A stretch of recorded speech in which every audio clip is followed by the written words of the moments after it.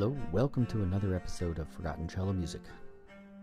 This is coming to you from Traveling Cello. I'm Aaron. Today is episode 14. On the agenda is HUGO Becker. I will be doing a reading from Violoncellisten der Gegenwart in Wort und Bild, published 1903 in Hamburg. For those who are joining me or don't know a lot about what I have talked about already, I would like to describe the podcast briefly. It's really a personal enjoyment of my own, and I thought it would be personally edifying for myself to undertake something like this. It's kind of like a self-directed post-graduate program, I guess, if you will, but with less direction. Quite a lot of freedom, and maybe not as well put together. Well, definitely not as well put together. But it's always been it's always been a field of interest of mine. This podcast is all about cello and cello music. More specifically, it's about forgotten cello music by cellists who are composers. Now, I don't limit myself to just cellists who are composers, but I do branch out to forgotten cello music in general. I can think off the top of my head some music that I would really like to do. Anton Rubinstein wrote 2 cello sonatas that are extremely worthy of being played and performed these days. Number 1, I think, is done a little more often. I can think of one major performer who has recorded it, that being Cellists. To put it more specifically, I am playing music that has been forgotten to history. It's been neglected by the majority of cellists. It just isn't being played, nor is it being taught. My goal is to play as much forgotten cello music as I can. It's a very broad, unspecified goal other than playing forgotten cello music. I make daily video uploads, and you can find me at Traveling Cello on my Facebook page, my YouTube channel, Instagram account, and I write about it in my Wordpress blog, Traveling Cello. The format of these podcasts are generally that I introduce a cellist composer first, and then I proceed to read a selection from old sources, such as Violoncellisten der Gegenwart, cellists of the present. Now you know a little bit more about the specifics of my podcast and how I do it, why I do it. On to HUGO Becker. Why have I chosen HUGO Becker? Well, one reason is that he is included in Violoncellisten der Gegenwart, and I originally thought about reading all 100 of the cellists, but quickly realized that would be an incredibly huge undertaking, and I will pick and choose as I deem necessary or just because I think it fits into the scheme of things. Unfortunately, HUGO Becker, who died in 1941, does not have any of his early compositions uploaded to IMSLP or anywhere else that I can find that are in the public domain. Now, his music doesn't seem to have been published much at all, and if it had been, it was forgotten completely because I never have heard anything by Becker. Here are 3 reasons that I chose Becker in this case. In the bio, he says that he wrote lots of music. Okay, that's great. I hope someday that I can find some of his music. That would make him a cellist of forgotten cello music. Number 2, he has arranged and edited most of the masterworks, one prime example being the 6 suites for solo cello. I've seen and taken a look at the edition that he made, but I never used it to study, to learn or relearn any of the suites. And someday I think it would be interesting to find out, based on the bio, find out what he did and why he did it, because he seems to be quite an influential cellist. And number 3, he seems to have made it a very large and significant influence on how the cello was played. He wrote and co-authored a book over 200 pages long titled, in English translation, Mechanics and Aesthetics of Cello Playing. This also seems to have made quite an impression on cello technique and musical approach. It's a detailed exploration into cello playing and covers every possible eventuality that is in technique and how you interpret music. There are many, many illustrations and musical examples. I have not read the whole thing. I can find a copy in German, and it takes me quite a bit longer to read things in German. However, it is 200 pages long, so even in English, I would not really be able to scan it and retain that much for the purpose of this podcast. However, someday I would wish to read some excerpts for my own edification. On to the reading selection. HUGO Becker. This can be found on pages 10 and 11 from Violoncellisten der Gegenwart in Wort und Bild. Today I am going to read in German first. Heute werde ich auf Deutsch zuerst vorlesen. Dieser weltberühmte Künstler wurde am 13. Februar 1864 zu Straßburg im Elsass geboren und empfing den ersten Unterricht in Klavier und Violine von seinem Vater, dem berühmten Geiger und Gründer des zu Weltruf gelangten Florentiner Quartetts, Jean Becker. 9 Jahre alt geworden, zog es ihn mehr und mehr zum Violoncell und übernahm der ausgezeichnete Cellist Knut Kündiger in Mannheim seine Ausbildung, während der eigene Vater ihm Unterricht in der Theorie erteilte.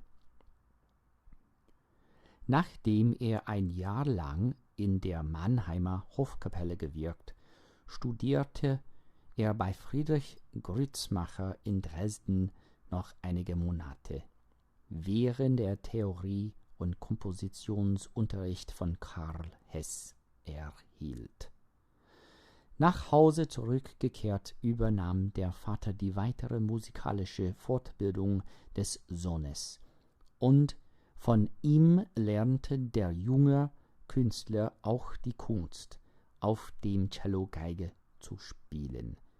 Seinen ersten Ausflug in die Welt unternahm Becker im Jahre 1880 als Mitglied des Familienquartetts Becker, welchem eine Tournee mit den Geschwistern als Trio-Vereinigung folgte.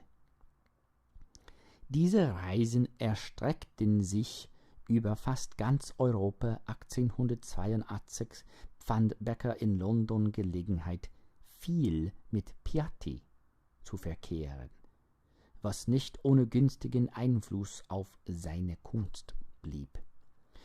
Von 1884 bis 1886 war er Solo-Violoncellist des Frankfurter Opernorchesters und wurde Mitglied des Hermannschen Streichquartetts, zu dessen Hauptkräften er noch jetzt zählt.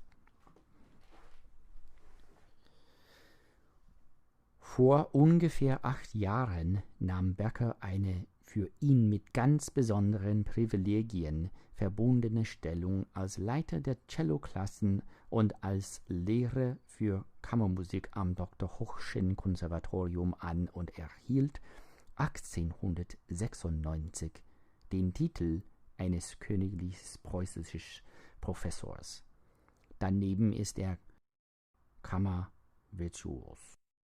In fast allen Ländern Europas ist Becker wiederholt mit außerordentlichem Erfolge aufgetreten. Alljährlich ist er Gast in London, Paris, Wien und anderen Kunstzentren. Und im Jahre 1901 hat er auf einer größeren Tournee durch die Vereinigten Staaten von Nordamerika Triumphe gefeiert, wie sie wohl nur selten einem Künstler vergönnt sind. Hugo Becker besitzt aber auch alle Meistereigenschaften, eine nie versagende Technik, tadellose Bogenführung, ein fein ausgebildetes Gefühl für Rhythmus und Phrasierung, sowie hohe künstlerische Intelligenz und quellende Empfindung im Vortrag. Er vereinigt in seiner Kunst die Vorzüge aller berühmten Violoncell-Virtuosen und man kann ihm im Anschluss an Hans von Bülow als würdigen Nachfolger Davidows, des hochberühmten Altmeisters des Violoncells, bezeichnen. Aber auch als Komponist und als solcher von besonderem Geschmack hat Becker sich erwiesen. Schon von seinem 15. Lebensjahre an komponierte er. Außer einem großen Teil seiner noch nicht veröffentlichten Werke kennen wir durch Druck sein Cellokonzert Opus 10, von Fachpresse und Künstlerschaft besonders günstig beurteilt.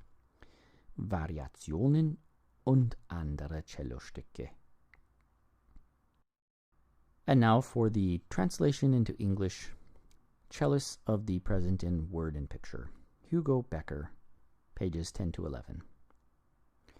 This world-famous artist was born in Strasbourg on February 13, 1864, in Alsace, and received his first piano and violin lessons from his father, the famous violinist and founder of the internationally renowned Florentine Quartet, John Becker.